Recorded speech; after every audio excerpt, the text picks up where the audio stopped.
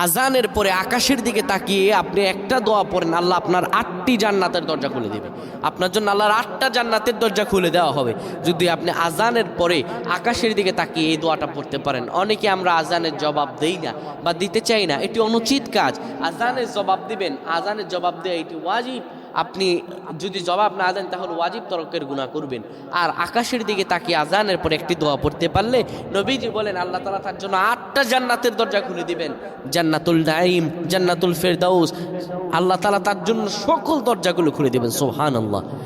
আজানের পরে আকাশের দিকে তাকিয়ে আপনি যদি এই দোয়াটা পড়তে পারেন, দোয়াটা হলো আশহাদু আল্লা ইলাহা ইল্লাল্লাহু ওয়াহদাহু লা শারীকা লাহু ওয়া আশহাদু আন্না মুহাম্মাদান আবদুল্লাহি ওয়া রাসূলুহু।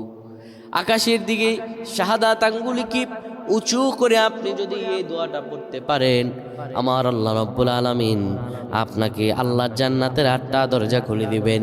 অনেক মুহাদ্দিসিনে কেরাম বলেন, কেউ যদি আল্লাহ তাআলার কাছে মন ভরে চায়, আজানের পরে যেন ছোট্ট করে একটা হাত তোলে, আমার আল্লাহ তার হাতগুলো কবুল করে নেন, মনের সকল চাওয়াগুলো আমার আল্লাহ পূরণ করে দেন। সুবহানাল্লাহ পয়েন্ট।